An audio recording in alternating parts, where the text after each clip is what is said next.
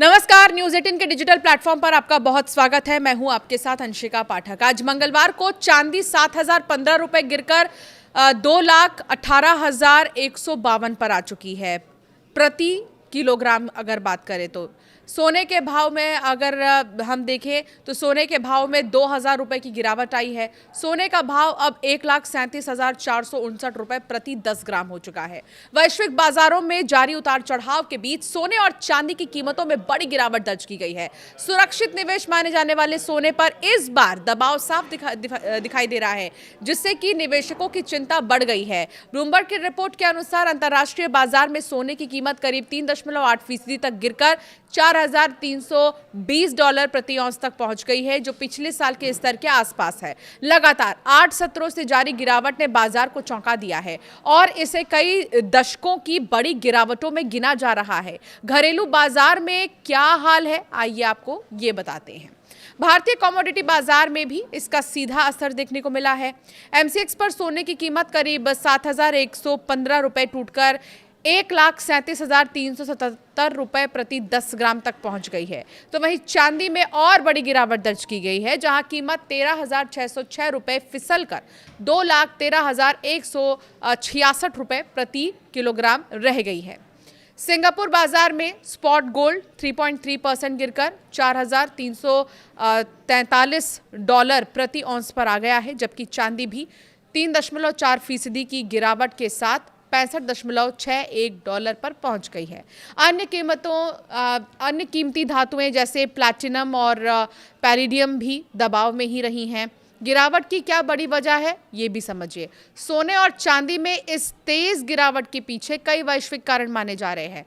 पहला, ऊंची ब्याज दरों का दबाव। अमेरिकी फेडरल रिजर्व समेत कई केंद्रीय बैंकों ने संकेत दिए हैं कि ब्याज दरों में कटौती जल्द नहीं होगी। इससे सोने की मांग पर असर पड़ता है, क्योंकि सोना कोई ब्याज नहीं देता। दूसरा, महंगाई और तेल कीमतें। मिडिल ईस्ट में बढ़ते तनाव के चलते कच्चे तेल की कीमतों में तेजी आई है, जिससे महंगाई का खतरा बढ़ा है और बाजार में दबाव बना है। तीसरा, मजबूरी में बिकवाली। जी हाँ, शेयर बाजार और अन्य निवेश साधनों में नुकसान के चलते निवेशक घाटा पूरा करने के लिए सोना बेच रहे हैं, जिससे कीमतों पर अतिरिक्त दबाव पड़ा है। चौथा, भू राजनीतिक तनाव। ईरान, इजराइल और अमेरिका के बीच बढ़ते तनाव ने वैश्विक बाजारों में अनिश्चितता को और भी ज्यादा बढ़ा दिया है। अब सवाल ये कि क्या और उछाल आएगा। विशेषज्ञों का मानना है कि हालिया गिरावट के बाद सोना ओवरसोल्ड जोन में पहुंच चुका है।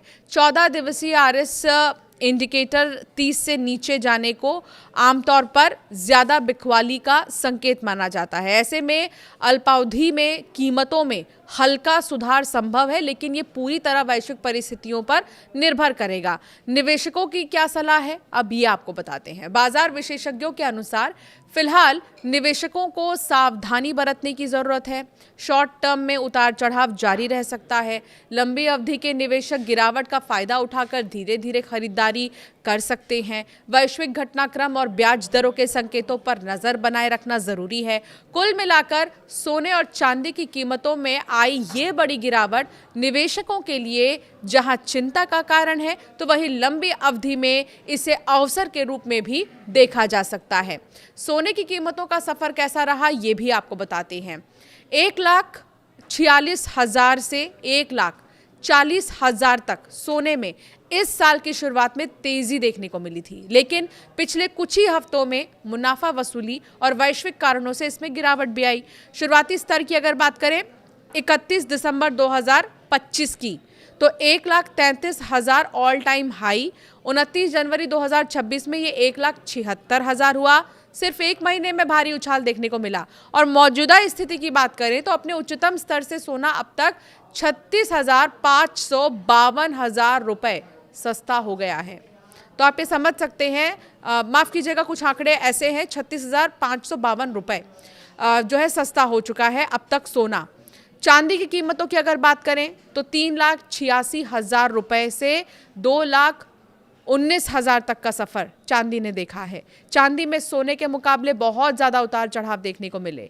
ये अपने ऑल टाइम हाई से बहुत तेज़ी से नीचे आई है। शुरुआती स्तर की अगर बात करें 31 दिसंबर 2025 की, तो चांदी की कीमत 2,30,000 रुपये थी, ऑल टाइम हाई।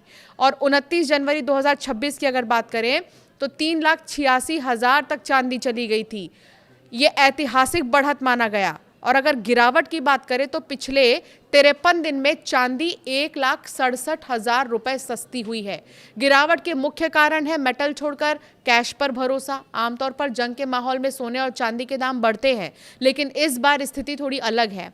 कैश की बचत भी एक बड़ी वजह है। मिडिल ईस्ट जंग के कारण निवेशक जोखिम नहीं लेना चाह रहे। वो अपने गोल्ड और सिल्वर को बेचकर कैश इकट्ठा कर रहे हैं ताकि अनिश्चितता के समय उनके पास लिक्विड मनी रहे।